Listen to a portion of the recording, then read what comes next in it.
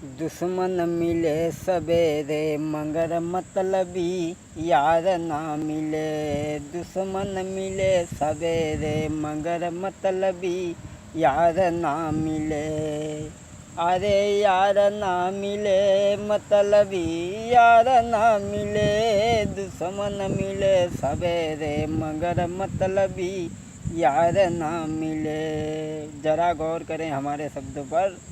अरे नारी गोरी होई चाँकारी, नारी गोरी होई चाँकारी, कर कसा नारी ना मिले। दुश्मन मिले सवेरे मगर मतलबी यार ना मिले। सुनो जी गौर से एक बात मैं सुनाता तुम्हें, दो मित्रों का जिक्र है वो तुमको सुनाता हूँ मैं। दो मित्रों का जिक्र है वो तुमको सुनाता हूँ मैं। एक गांव में दो मित्र रहते थे भाई, गहरी मित्रता दोनों में वो साथ ही रहते भाई।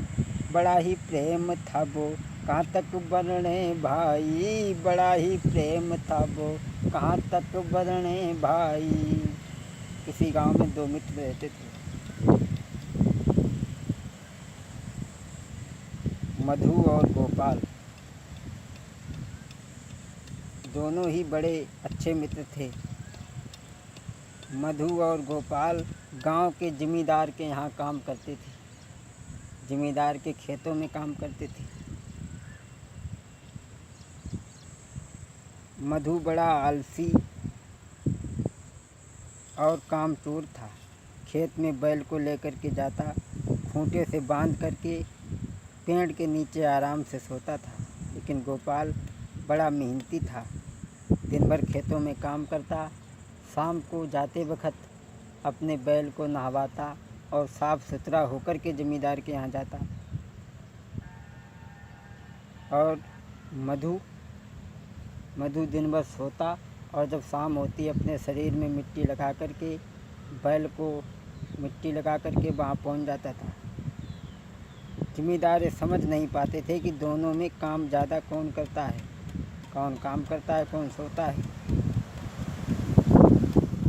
आखिर डांट गोपाल को ही पड़ती थी। ज़मींदार ने कहा कि मधु बहुत मेहनत करता है, इसके खाने पीने का इंतज़ाम कुछ अच्छा करो और इसे भरपेट भोजन दो। मधु भरपेट भोजन खाता था, लेकिन गोपाल मेहनत करने के बाद में भी उसे आधा पेट भोजन दिया जाता था। सोचने लगा, वाह, मैं मेहनत करता हूँ और मुझे आधा ही पेट भोजन मिलता है।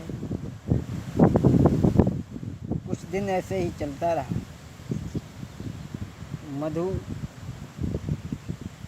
खाना खाने के लिए जब बैठता तो खाना ज़्यादा बर्बाद करता था और गोपाल सारा खाना खा जाता था, फिर भी भूखा रह जाता था।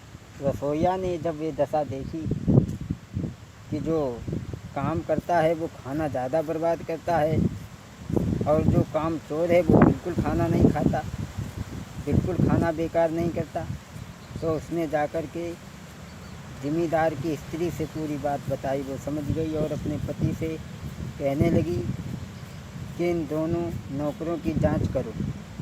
ज़मींदार खेतों में चले, देखा कि गोपाल काम कर रहा है, लेकिन मधु उन्हें कहीं नज़र नहीं आया। आगे बढ़ के वो तालाब पे पहुँचे तो क्या देखा कि मधु खूंटे से बैल बांध करके आराम से बोयर सोया था। खूंटे से बैल बांधी करके आराम से वो फिर सोया था।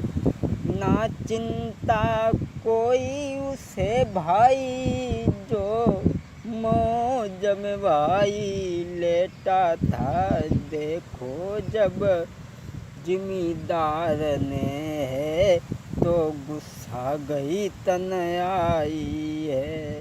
ज़मींदार ने देखा कि मधु सो रहा तो चुपचाप लौट आए और दोनों जब शाम को घर पहुँचे तो ज़मींदार ने कहा, मधु तुम गोपाल को स्नान करवा करके हल्दी लगा करके मेरे सामने पेश करो, उसकी सेवा करो।